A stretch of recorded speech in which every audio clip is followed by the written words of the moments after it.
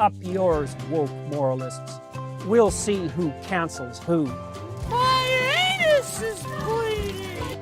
He can't sit down. They call them dumps, big massive dumps. Got a flame coming out of his butthole.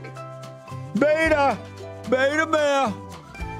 Get in a long tube with a bunch of demons. Don't you ever do that. Don't you ever do that. I tell you don't do it. Oops. We're under attack. It is an alien force, not of this world. It's not human intelligence. Bullshit. Trust me, I'm like a smart person. Bullshit. It's not a salami sandwich. Disappointed! Repeat the line. Disappointed! How you like that, boy?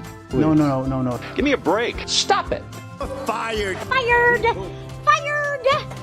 Bitch, move it along.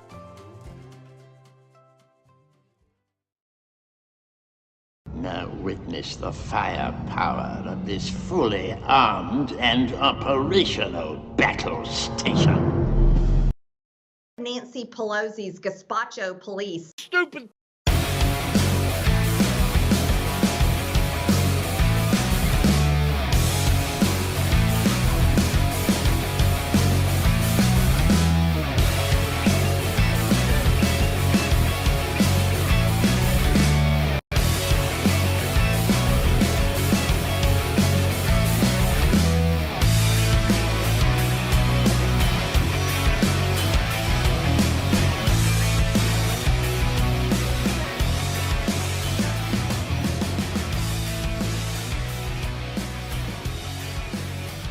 The Nation, Waldorf Nation.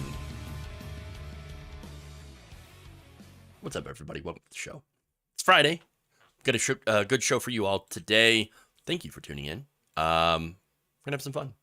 All right, so we have ridiculous stories, we have fun stories, and we have good news stories. So interesting. We also have disastrous news. As usual. So now, first, of course, we're actually going to talk about Fox News. I know, doing some, pushback. So interesting. We have Marjorie Greene. She sees no evil, at least when it's on her side. Interesting. We have Holocaust books being rejected.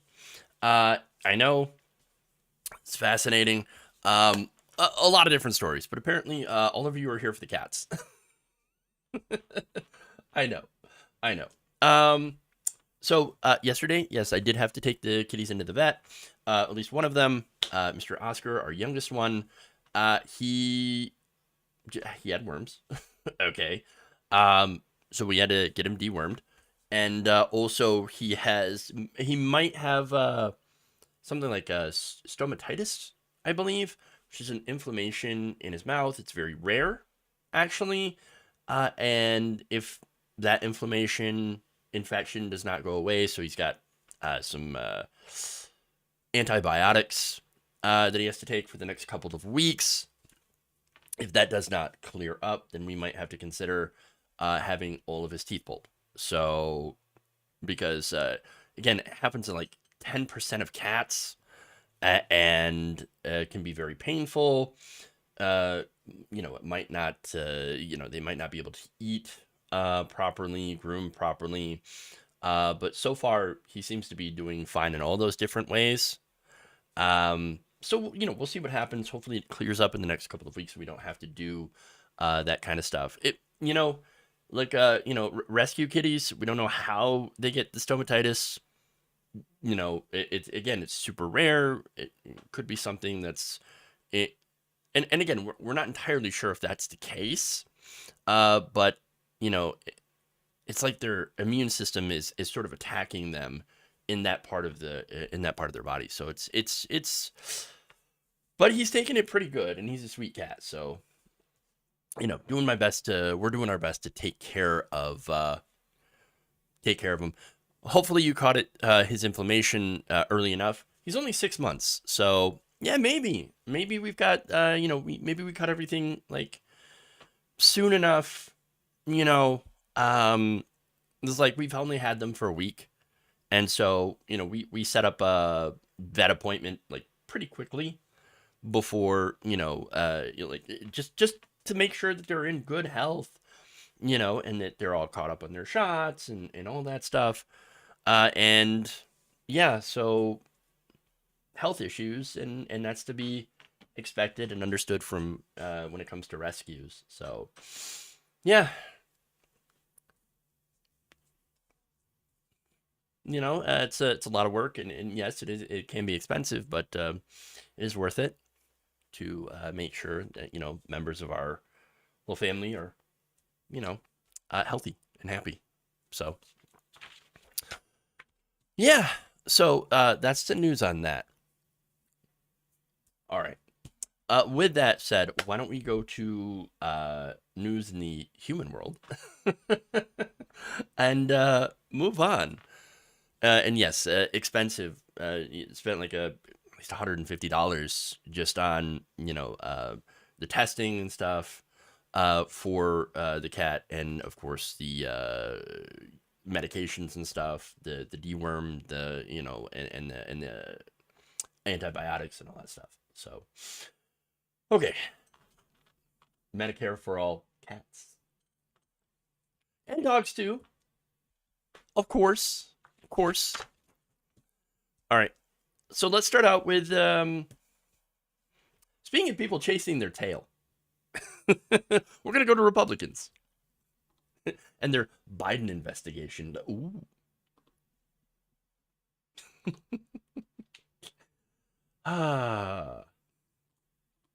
Oh yeah.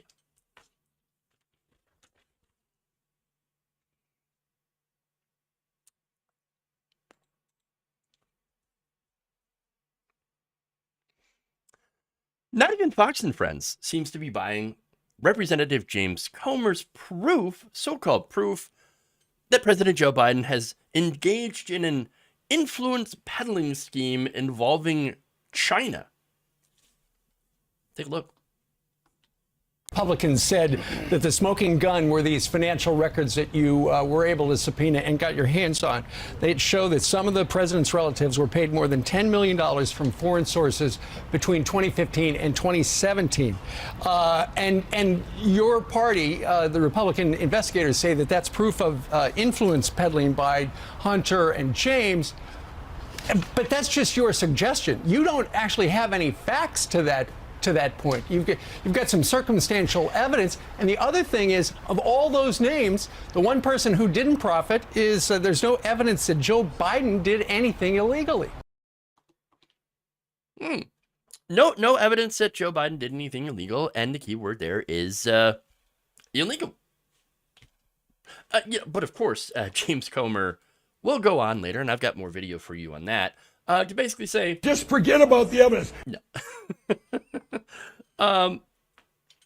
So look, here's the thing. What members of the Biden family are doing is actually completely legal under our political system, where family members of politicians can get paid by foreign corporations.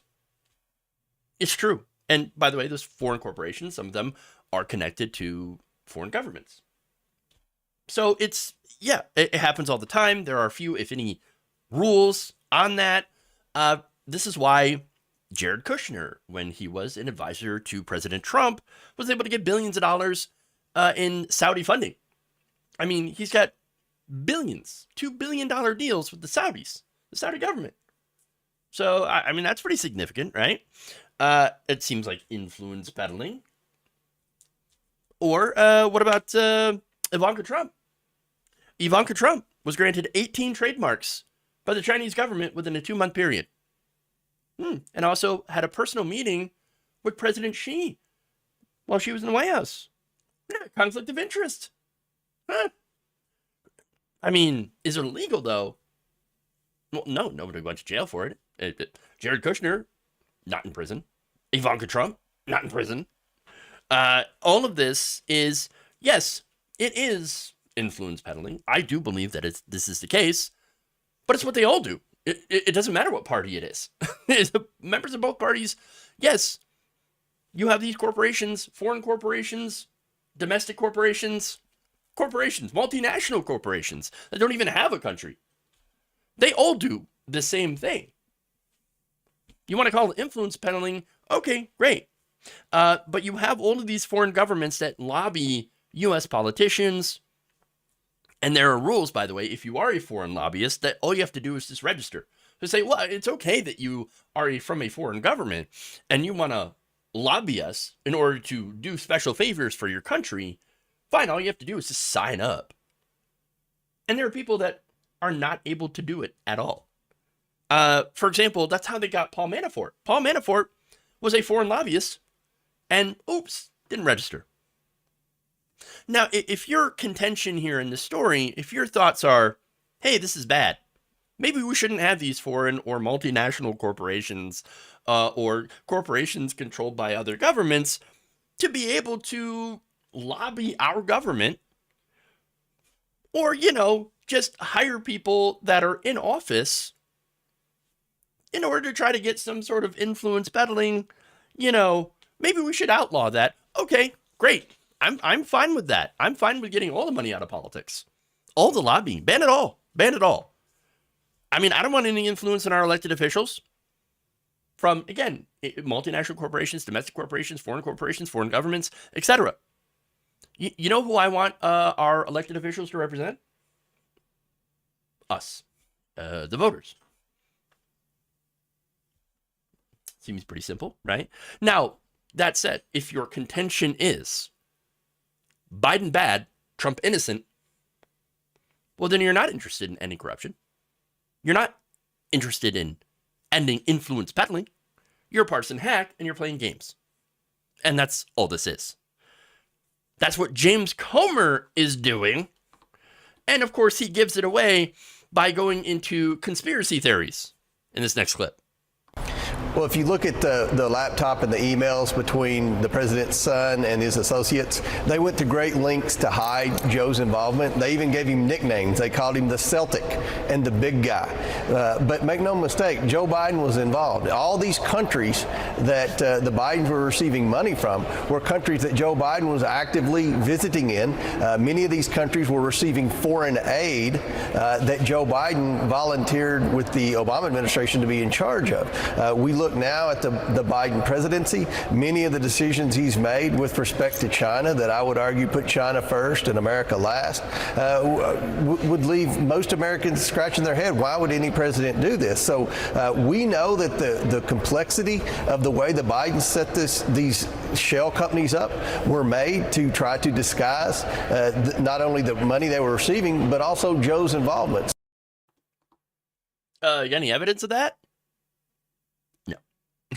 Well, we got code names. See, oh, why don't you ask the Celtic or the big guy? Oh, why don't you ask him why they were setting up shell companies? And I know he went to those different countries, that were getting money from the Biden administration or from the Obama administration, all that stuff. Yeah, when he was VP, he actually visited those countries. Did you know that? Did you know that? Vice presidents visit other countries all the time. That's literally part of their job. During his 8 years, Biden went to 57 countries as vice president. And? Oh, but you understand, these countries got foreign aid. That's because a lot of those countries have lobbyists that lobby the government. Legally, they lobby the government legally. And by the way, we give a lot of countries foreign aid, and some of those countries definitely don't need it. I mean, James, if you want to talk about influence from certain countries that we give foreign aid to, we might have a conversation about Israel. Are you ready for that conversation? No, I don't think you are. I don't think a lot of right-wingers are. I don't think a lot of Democrats are either, to have the conversation about, giving money to Israel, which doesn't need it. I mean, they're pretty set. They're a pretty successful country. They have a very advanced military. They have a lot of money. They're able to provide universal health care to all their citizens. Why do they need our money? Why do they need U.S. taxpayer money when they're able to provide very, very well for themselves? Doesn't make sense to me. Oh, well, foreign lobbyists. Maybe a little bit of influence peddling. I don't know. Wouldn't be outside the realm of possibility. Again, with all these other countries that do that. Now, that said, the right-wing government of Israel is committing human rights violations against Palestinians. Now, that's also an important issue. But that's the thing. Republicans love it when right-wing governments oppress other people, especially Muslims. Yeah. That said, all of this is the definition of a witch hunt. You see, and even Fox News, apparently, Ducey not buying it at all. And I'm wondering if this is a result of the defamation trial. I mean, $787.5 million in a defamation suit. They lost. Perhaps Fox is now being a little bit more cautious. At least when it comes to, whoa, this whole thing involves Hunter Biden. Hunter Biden's a private citizen now. Hunter Biden is looking to sue people for defamation. He's already gone after, John Paul Mac Stevens or whatever. That's what it is. And he's been on the offensive. He had gone after Tucker Carlson for doing segments about him. And this, again, is Hunter Biden, who is clearly named here. So, I don't know. I'm guessing that maybe Fox News is trying to be a little bit more careful. But at the same time, they still platform Comer. And Comer still ultimately got his conspiracy theories out, which, of course, the Fox News viewer, even though Ducey's asking questions, you think the Fox News viewers can be, oh, yeah, no, Ducey's right. Ducey's right. No. No, they're going to look at that and say, Comer's right. How dare you be Libby-Lib, Fox and Friends? I'm going to go to Newsmax. They're going to tell me what I want to hear. So, that's my read of the situation. But I could be wrong. And who am I kidding? Who am I kidding?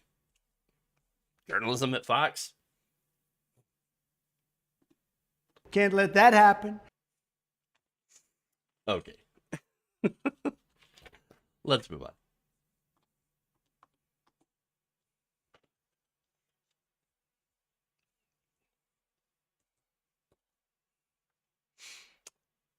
Yeah, John Paul Mac Isaac, or did I get that wrong? Well, anyway.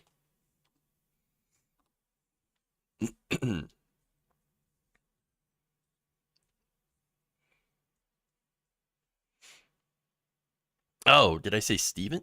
John Paul Mac. Oh, John Paul Mac Stevens. My bad. I don't know why I said Stevens. John Paul Mac Isaac. Thank you. You know what? I know words. I have the best words. That's right. Yeah, my bad. Correction. Not Stevens. Who's John Paul Mac Stevens? Who is that guy? I don't know. Never heard of him. He's a coffee guy. Never met him. Don't know him. Okay, anyway. Move on to Marjorie Greene, huh? But would you consider Trump supporters extremists? We are worried about violent extremism, so that to the extent, not about what people believe, but to the extent that they are moving toward violence. Trump supporters specifically. If they're calling for violence, it doesn't matter to me who they support. Haven't seen any. Haven't seen any. That was Marjorie Taylor Greene during a hearing Thursday of the House Homeland Security Committee. Not seeing any evidence, none at all, of far-right extremism. Weird. Now, she was questioning sociology professor Cynthia Miller Idris, who specializes in violent right-wing extremism. That's, again, her qualification. They brought her in to talk about, violent right-wing extremism. Okay, but apparently Marjorie Greene has not seen any examples of members of the far right, Trump supporters specifically, that, believe in any sort of violence or do any sort of violence. Interesting. So let me cite some examples okay, of violent right-wing extremism. The Charlottesville riots. Remember the Unite the Right rally that happened in 2017? Which involved neo-Nazis, neo-fascists, white nationalists, alt-righters, Southern nationalists, and Klansmen, along with Vanguard America. So now one of the members of Vanguard America, James Alex Fields, drove his car into counter-protesters, killing Heather Heyer and injuring 28 others. Those were seemed to be on the side of, well, the MAGA movement. Okay. Now, there's more.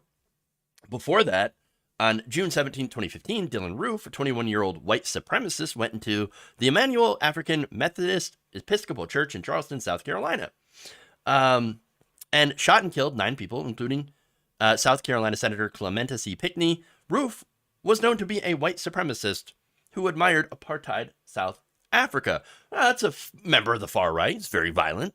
Okay. Now, on October 27, 2018, 11 people were killed and 6 more injured at the Tree of Life Synagogue in Pittsburgh, Pennsylvania. Robert Bowers, a radical extremist, had, of course, was very anti-Semitic and had a belief in the white genocide conspiracy theory, or white replacement. Seems like a pretty right-wing person. On March 24, 2019, a mosque in California was set on fire. The same person who had set that fire, then later on, next month, had attacked a synagogue in California. They actually killed an elderly Jewish woman named Lori Gilbert Kay, and 3 others, along with Rabbi Yisroel Goldstein, were injured during this attack. The accused shooter blamed Jews for white genocide. Weird. And there was an open letter that was very anti-Semitic, very racist. It was posted on 8chan, and in that, he confessed to the mosque arson and cited inspiration from the Christchurch mosque shooter and Pittsburgh synagogue shooter. Weird. It seems like all these people are into super right-wing conspiracies like replacement theory. On August 3rd, 2019, a domestic terrorist attack / mass shooting occurred at a Walmart in El Paso, killing 23 people and injuring 23 others. That attack was carried out by Patrick Crusius, who wrote a manifesto and posted it on 4chan, citing a supposed Hispanic invasion of Texas, and said he was simply trying to defend his country from ethnic and cultural replacement brought on by invasion, and had also praised the perpetrator of the Christchurch mosque shootings. Those are just a few of the most recent ones. Look, a 2017 report by the U.S. Government Accountability Office found that of the 85 deadly extremist incidents since 9/11, far-right extremist groups were responsible for 73% of them. A June study by the Center for Strategic and International Studies reported that over 25 years of domestic terrorism incidents, the majority of the attacks and plots have come from the far right. Far right was responsible for about 66% of attacks and plots in 2019 and 90% of those in 2020. So, seems to be a lot of attacks from the far right. But she specifically said, well, Trump supporter. Oh, so you can't tie any of those to a specific Trump supporter, right? You can't do that. That's why there's, the far right Trump supporters are very, very not violent. There's never been an instance of violence. Haven't heard of it. Okay, well, I mean, you want to talk about the insurrection, January 6th? That's what happened. That was by Trump supporters. Specifically. But no, Marge just hasn't heard of any. Doesn't believe it any happened. Violent Trump supporters, violent right-wingers. No. In fact, Marge, earlier in that hearing, she pointed out what she thinks the real problem is. we all know Antifa and BLM riots are responsible for $2 billion on damage across American cities in 2020. And Antifa literally took over Portland and declared their own autonomous zone. So I'm just wondering, how do you consider your organization, Peril, and a good source of informing people on what they should believe and not believe when you do no study whatsoever into left extremism? Oh, so the left extremism. Why are you never looking into left extremism? Now, of course, her answer to that is, I'm not there to study left extremism. That's a completely different hearing. But, you know, look, I can save her the trouble. Okay? So she says, well, what about the far left? What about Antifa and BLM? $2 billion worth of damage to property. Oh, wow, man, that's pretty bad. How many people were killed by left-wing terrorists, left-wing groups, Antifa and BLM? One.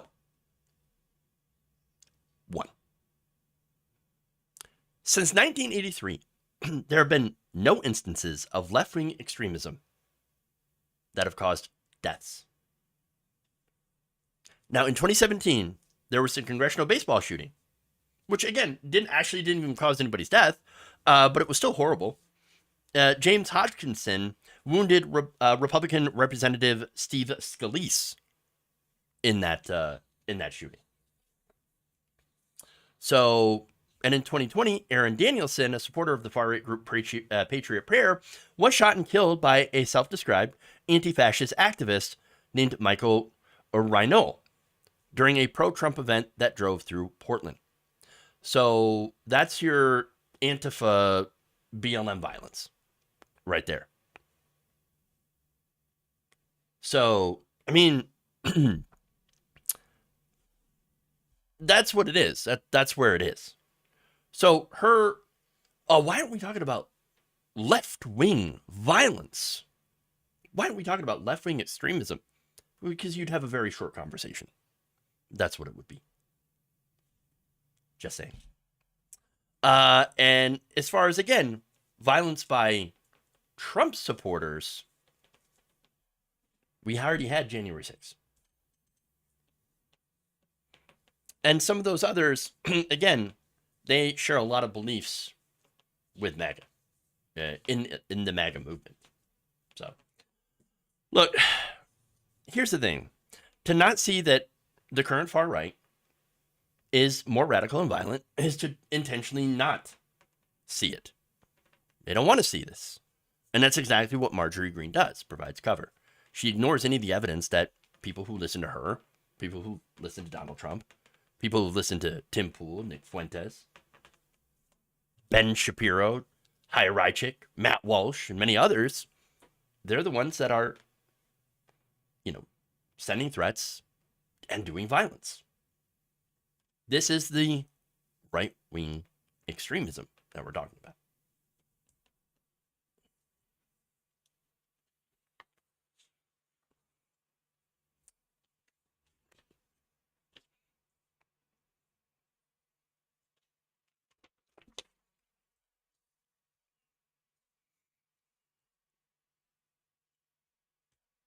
Lefty Tim Pool. Yeah. The thing is, everyone on the left who did break the law is now in jail, while those who are on the right isn't yet, so they are being monitored. Anyone committing crimes who isn't a white Christian is Antifa to MTG.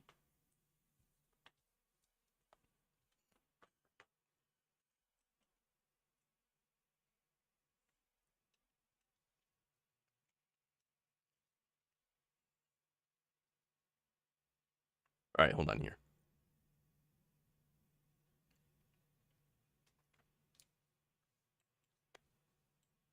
She wasn't saying, I don't see right-wing violence. No, it is kind of what she was saying. She says, I don't see it. I don't see it.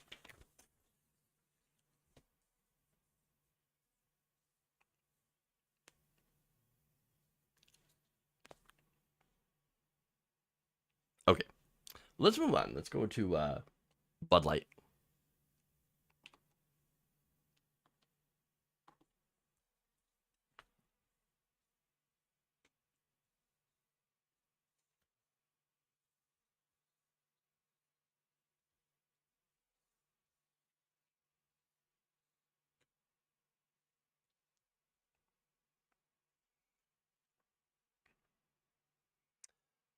A couple were attacked over their alleged choice of beverage. According to a report in Global News, 3 men attacked a couple leaving a liquor store in Ontario after seeing what they believed to be cans of Bud Light. The man and woman were accosted by the men on Saturday evening outside of a liquor store in New York, Ontario. I'm sorry, not New York, York, Ontario. And one of the men commented on the Bud Light beer he believed they had bought, while uttering anti-LGBTQ slurs as he approached. Because, of course. Of course. Hey, guys, what happened to the free market?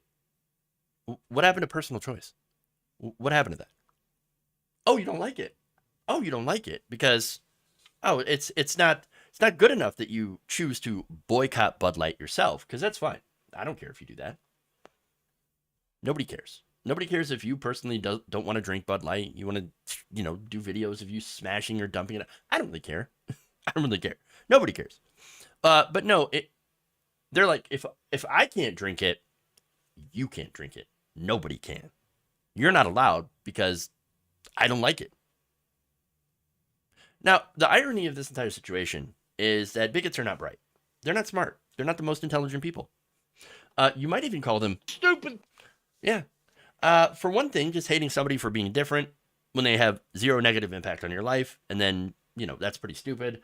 But also getting violent over it, even more stupid. Because that's crime.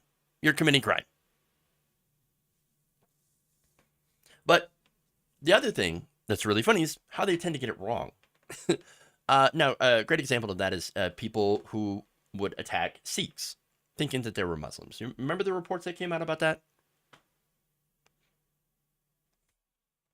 I mean, they're two distinct different groups.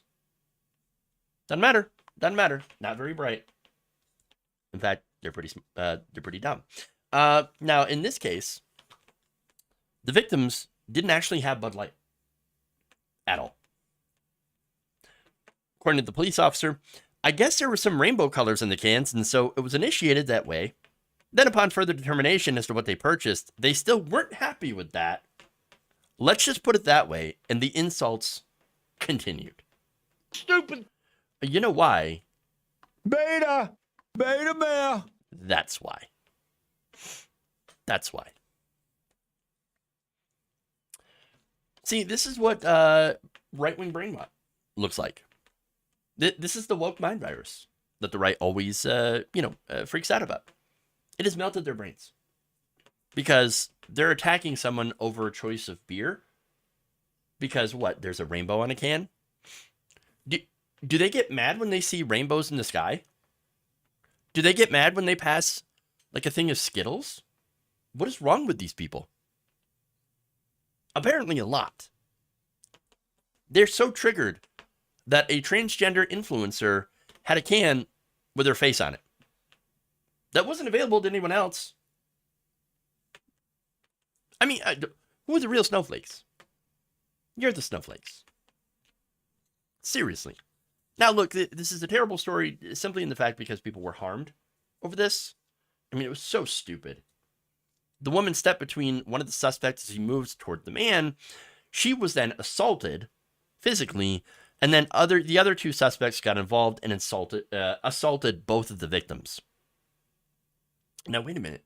I thought I was told by the right wing that all they were doing was just trying to protect women and women's spaces from trans people, biological males. Well, we got to protect the women from biological males getting into women's spaces. Well, they were just kidding about that, of course. Because they ended up assaulting a woman who I assume was trying to de-escalate the situation. Doesn't matter. Now, a bystander had gotten involved, and when this bystander tried to get in between all of them, all three assailants fled. They just ran away. Now, the 27-year-old woman was treated for unspecified injuries at a nearby hospital. The 26-year-old man suffered only minor injuries and did not require any medical attention. So, I mean, overall, it's still a pretty terrible situation. but no one was seriously injured, as far as I can tell, and nobody died. Had it been in America, in the United States, then there would have been guns involved, probably.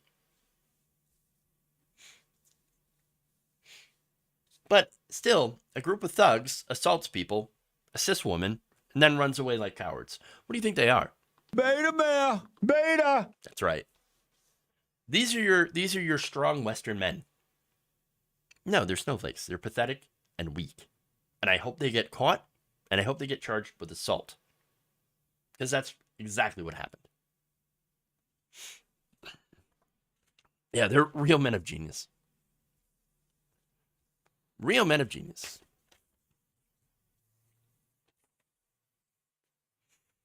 All right, let's move on to trying to ban history. Yay.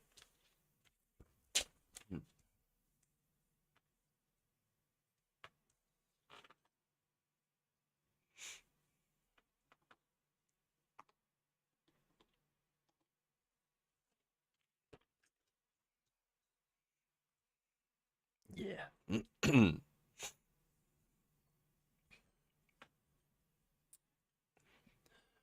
Florida continues to crack down on books they claim are too woke.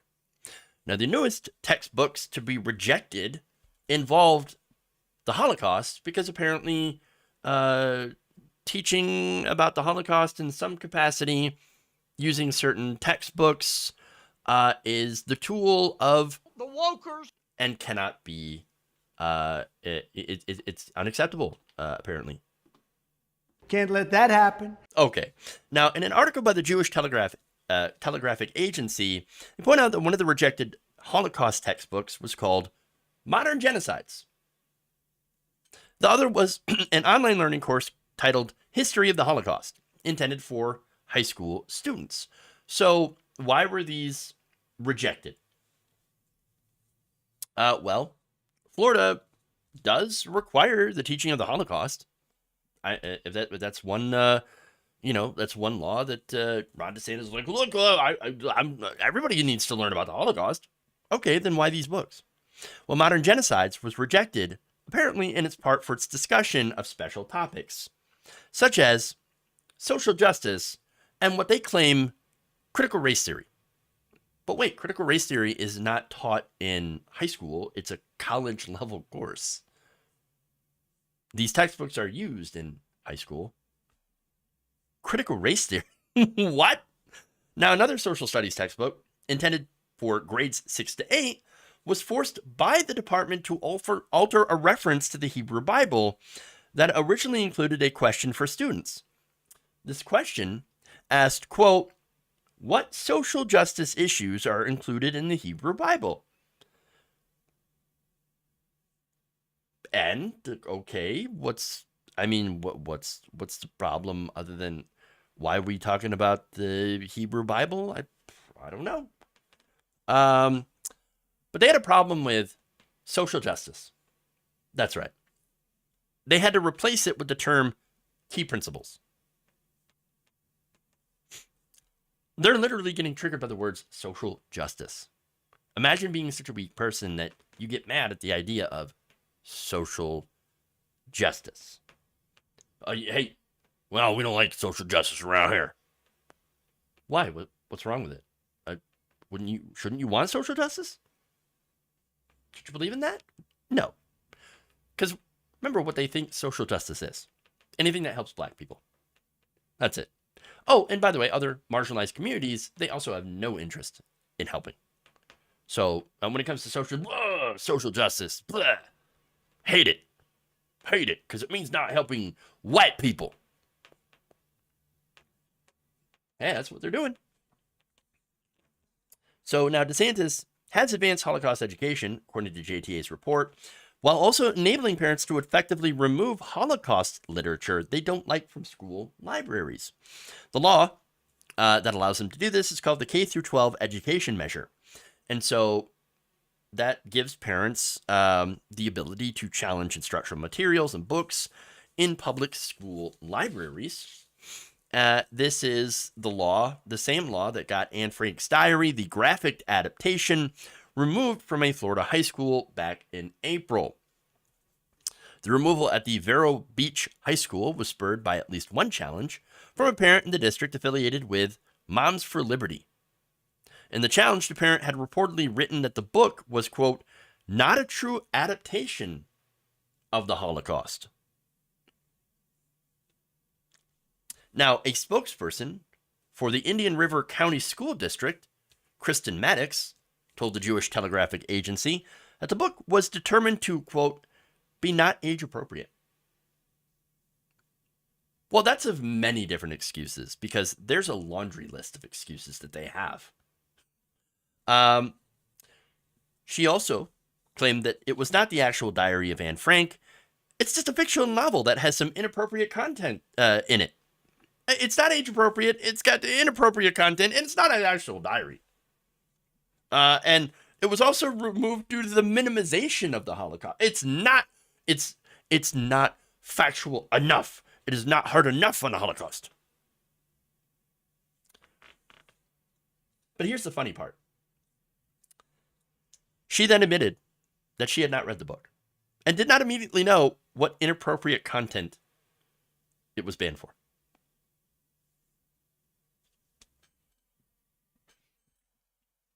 So you want to ban this book, right? That you claim, parents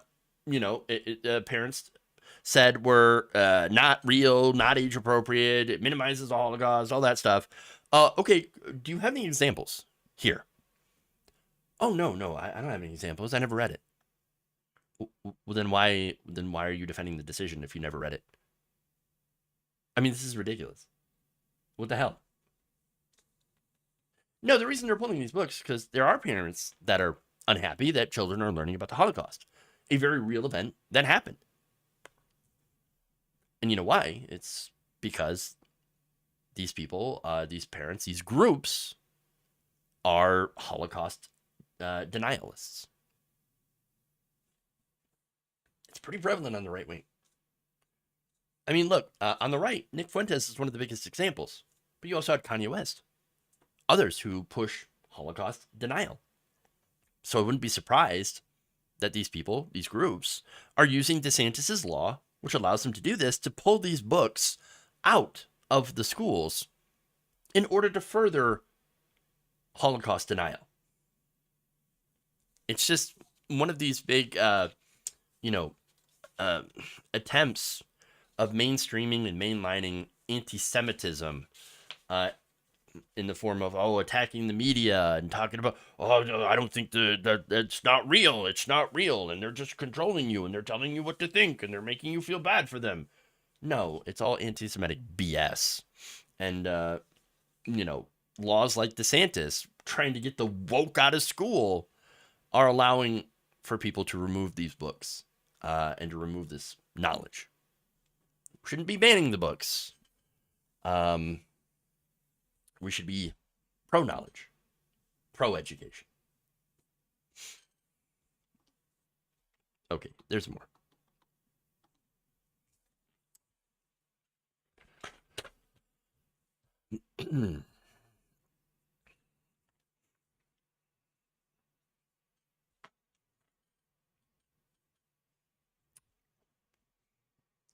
An Alabama Republican who ran on the platform of medical freedom does not believe in medical freedom.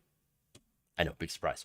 In fact, he recently introduced a bill that would throw women in prison for getting an abortion, of course. Now, Law and Crime reports that newly elected state representative Ernie Yarbo introduced a bill called HB 454 that would repeal the provision of existing state law prohibiting prosecuting someone who has an abortion for homicide or assault. Now, again, this guy during the pandemic ran on a platform of medical freedom. Oh, we're going to resist medical tyranny. And now is pushing medical tyranny. Because of course. Of course. Now, the law would add a provision that prosecutions of homicide or assault where the victim is an unborn child shall be treated the same as prosecutions of a homicide or assault of a person born alive. Alabama's proposed HB 454 allows the defense if a person was compelled by threat of imminent death or serious physical injury to himself or another, but only if the person using that defense did not place himself in a situation in which it was probable that he would be subject to duress. Why are they using he pronouns, male pronouns? That seems odd. Especially considered that those being prosecuted under it are mainly going to be cis women. That said, they're not the only ones that could be prosecuted. There are non-binary people, as well as trans men who have not undergone bottom surgery or have, haven't gotten hysterectomies. And so, yeah, there is a case that he, him would apply in this case, but I don't think it's Alabama respecting people's pronouns. I just don't think that's the case right here. It would be great if it was, but also no, because this bill is awful and takes away all of their rights. Horrifying. Now, there's more. The bill also seeks to extend protected class status to fetuses under the 14th Amendment to the U.S. Constitution and to force federal courts hearing cases in the state to extend the same protections. Should Alabama adopt HB 454, the Yellowhammer state may choose to reinterpret its own state constitution, but the legislation would bind courts to interpret the U.S. Constitution to confer due process or equal protection rights onto preborn children or any other classes that have not been recognized on the federal level. Preborn children, not a thing. Not a thing. They are fetuses, they are zygotes. And yet, this bill would consider them to be fully protected human beings with 14th Amendment rights. Wow. So, fetuses and zygotes, fully formed human beings with 14th Amendment rights, but apparently women are not. Apparently women are birthing chambers. Their sole purpose, according to people who write these bills, are to gestate and then birth. They are gestators, according to Yarbo, who never has to worry about being a gestator, being forced to carry a fetus, and then forced to give birth. Funny how those people, who are not affected by this, are making these laws. Weird how that works. Now, the idea of recognizing fetuses as legal persons with constitutionally protected rights is nothing new in conservative circles. However, the Supreme Court has so far declined to interpret the Constitution as guaranteeing fetal personhood, which is, again, to me, actually kind of a surprise. I mean, you have Amy Coney Barrett, who had talked about, the domestic supply of infants being low. I'm surprised that she didn't want to hear this case, but so far, I'm glad. Because, the removal of Roe, bad enough. Having them decide fetal personhood for across the country, absolutely disastrous. Now, last October, the court denied a review in a case that would have allowed fetuses the right to sue in court.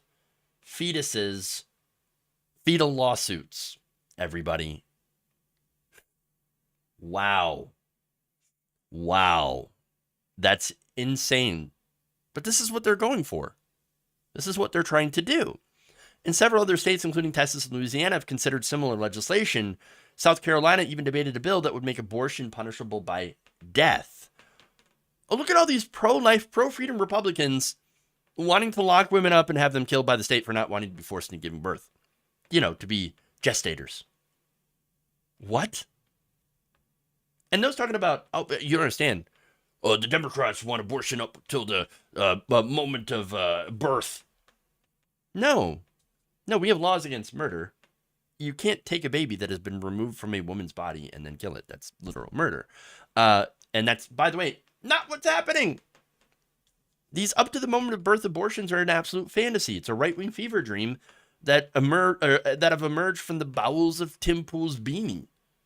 They're not real. It's not real. Terminations after 24 weeks happen for people that have severe fetal anomalies for fetuses. Those fetuses generally will die regardless. And it's a tragedy. I mean, especially, for everyone involved, the parents. One woman who had a late-term abortion described it as one of the worst moments of her life. And that's not, counting the fact that it also was illegal in her state of Utah.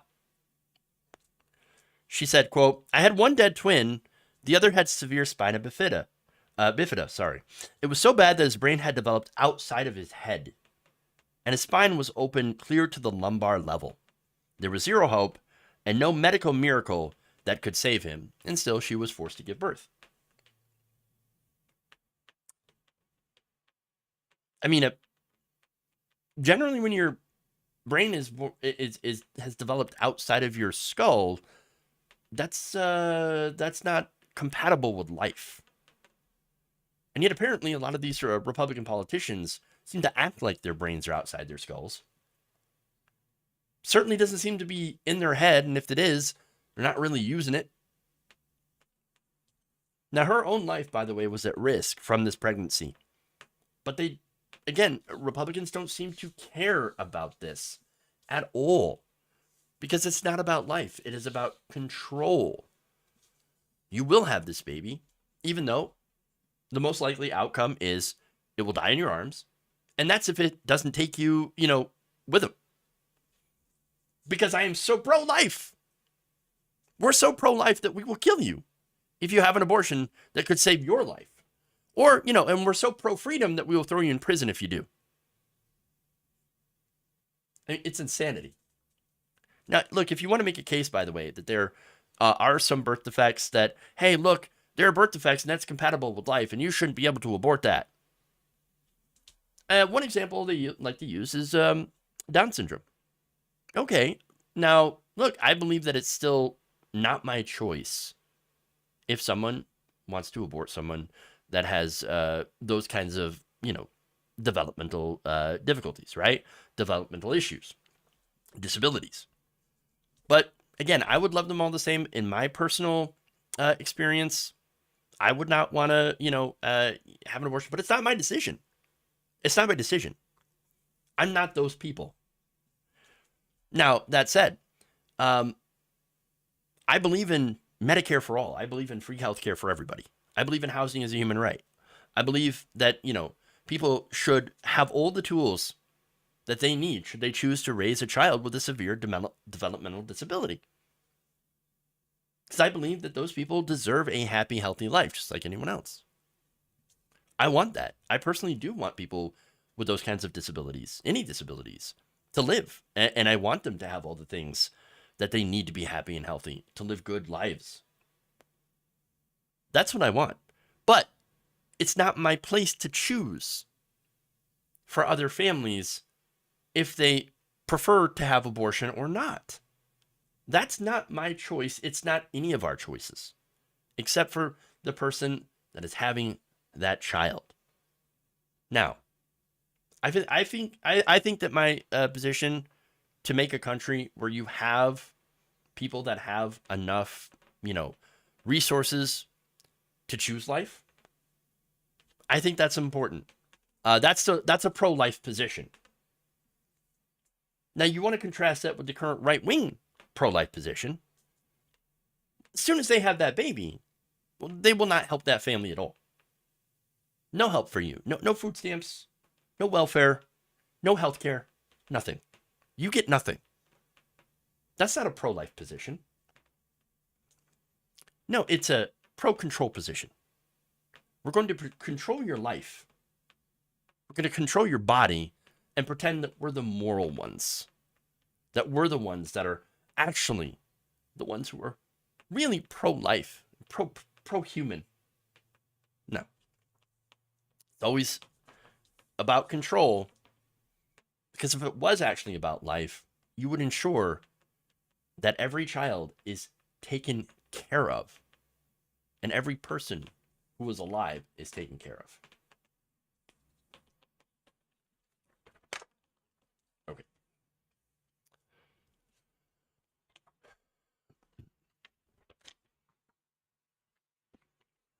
All right, let's move on to some good news.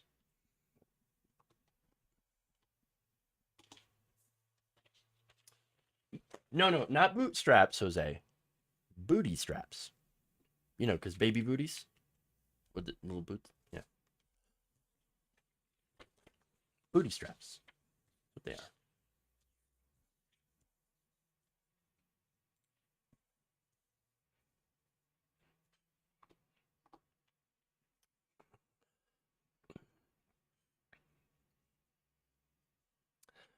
The 24-year-old Marine who performed a lethal chokehold on 30-year-old Jordan Neely on a New York City subway is in custody.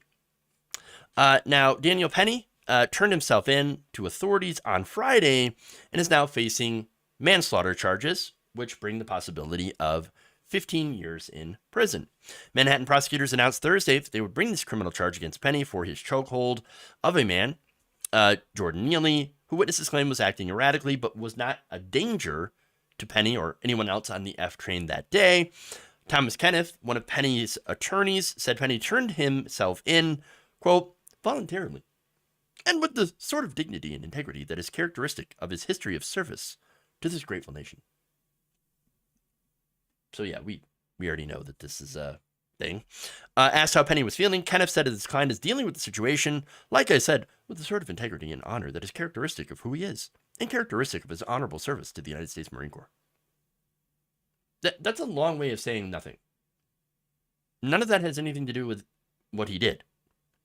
Now, what he did was cause the death of a mentally ill man who had been screaming and begging for money aboard the train. He was hungry and thirsty. He had not gotten physical with anyone. There was no reason to defend, anyone or himself. No reason to claim self-defense if there was no violence. And yet, again, that's what Penny's attorneys claim. Oh, no, he acted in self-defense when he restrained Neely. But again, it's not self-defense if Neely wasn't getting violent. It's assault. Neely then died as a result of being restrained. That's manslaughter. A second-degree manslaughter charge in New York will require a jury to find that a person has engaged in reckless conduct that creates an unjustifiable risk of death and then consciously disregards that risk. That's what it looks like to me. Now, look, doctors have been warning people for some time that chokeholds are dangerous. Okay? The fact that he chose a chokehold to restrain this young man for, at least 7 minutes? Too long. To the point where he died. Again, we know chokeholds. You shouldn't use them. Now, according to Dr. Altaf Sadi, a neurologist at Massachusetts General Hospital, chokeholds and strangleholds kill or cause brain injuries in two different ways. They can compress the trachea, preventing the person from getting air into the lungs, and can compress the carotid, which are on either side of the neck adjacent to the trachea. 70% of the blood going to the brain passes through carotids. Dr. Sadi said, if that blood flow is cut off in a chokehold or stranglehold, some people can become unconscious in 3 to 4 seconds. If the flow continues to be restricted, a person can die within 3 to 4 minutes. If a person loses consciousness, that is an indication of possible injury to the brain. Even if the person does not lose consciousness, strokes and permanent brain damage, including cognitive impairment, can result from a chokehold. In a paper published in 2020 in JAMA Neurology, Dr. Sadi and his colleagues wrote, the possibility of devastating repercussions is too high to merit the use of neck restraints in any circumstance.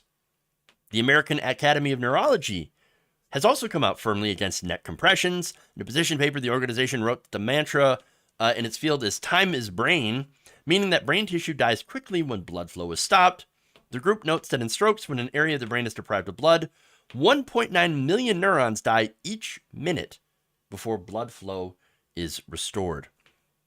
In a position statement, the group wrote that such techniques are inherently dangerous in nature and strongly encouraged all law enforcement personnel and policymakers to classify neck restraints at a minimum as a form of deadly force. They added a recommended prohibition of the technique because there's no amount of training or method or application of neck restraints that can mitigate the risk of death or permanent profound neurologic damage with this maneuver. At the end of the day, this is not a safe method to subdue anyone, and it should never be used. And police departments have banned it.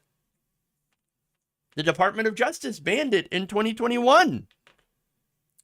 And look, there are several Marines out there that have gone public here, and they've said, look, you shouldn't be using this at all. This is not what we're taught. According to Military Times, one of the Marines that are questioning Penny's actions is Gabriel Murphy. So now Murphy says that Penny did not act in accordance with the training that Marines receive. Quote, let's see. Murphy, he has a similar military service record as Penny, and argued in a petition that the individual who choked Mr. Neely to death should be prosecuted for murder. Quote, I hope that the military community joins me in disavowing the actions of this individual. In an interview with military.com, Murphy said that training on chokeholds is not something you touch once in boot camp and then go to forget about. I can tell you, just living at the barracks or being on an MEU or just existing in 1-5, we did some stuff that we did some of that stuff constantly, and a lot of it was informal. Saying that his training, MAP training, is not designed to be non-lethal or safe. Again, there's no safe way to choke someone. Murphy said that Marines teach close combat techniques only in the frame of repelling an enemy assault. And even then, those techniques are all taught essentially as you screwed up and now somebody's grappling with you. You're basically starting to kill them, and then you have to decide when to stop. So this is, again, a way to kill someone, not subdue someone. Considering how,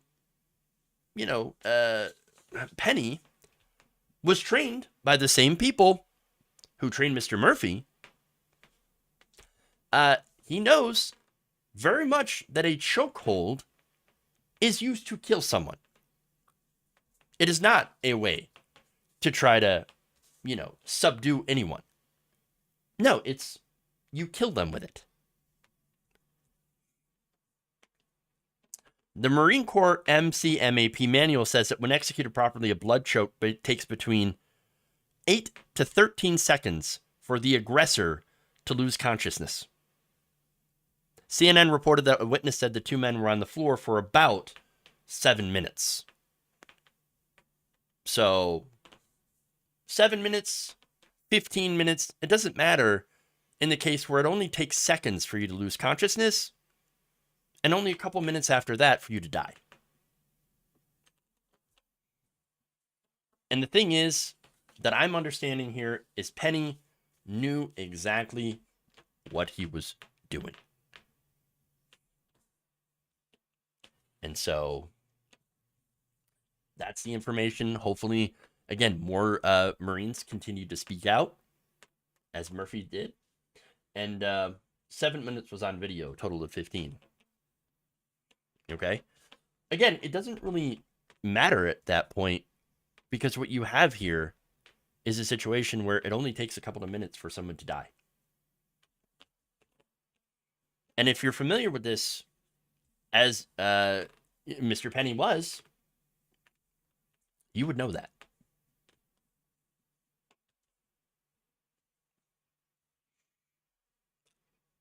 Definitely looks like murder to me. Manslaughter. There does need to be some justice in this case. And I hope, again, that people will speak out who know about this, and that there will be the appropriate punishment.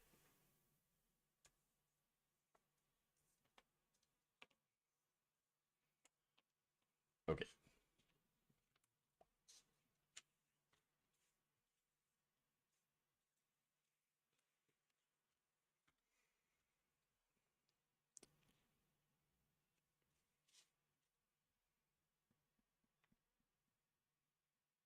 That's all I got today.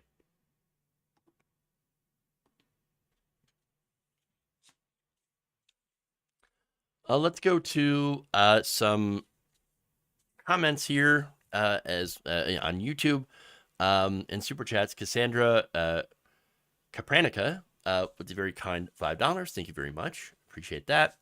Gabby Mathis, thank you for the 2 gifted subs. I'm sorry, memberships. And thank you for the comment here. Stupid thing to boycott, but I boycott Walmart. Again, that's just about, personal choice. I believe in freedom, freedom to boycott. It seems like the right wing doesn't. Unless, of course, it's for one of their boycotts. I don't know. Okay. Let's see. Go to Twitch here. Earlier, let's do a couple Twitch shout outs here. Thank you, Dirk is Jerk 1 for resubbing for a month at tier 1. That was yesterday. And Pendulous Dragon, thank you for resubbing for a month at tier 1 for 3 months. Margarine Taco Gristle. Fun. Okay. Anyway, that's it. That's all I got. Thank you for going around the nation meet today. Like and share the stream, and have a great weekend. We'll be back next week. Oh, that's right. And remember, change begins with you. Good night.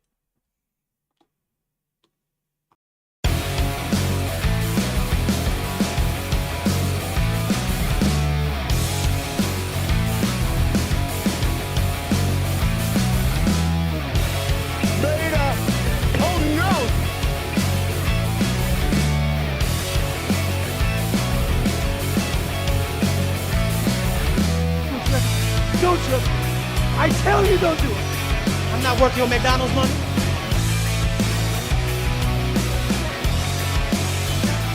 Sexual anarchy.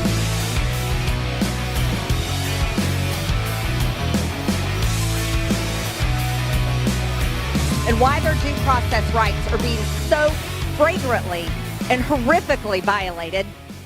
You idiot. You're kicking me out the door. You're kicking me out the door. Jewish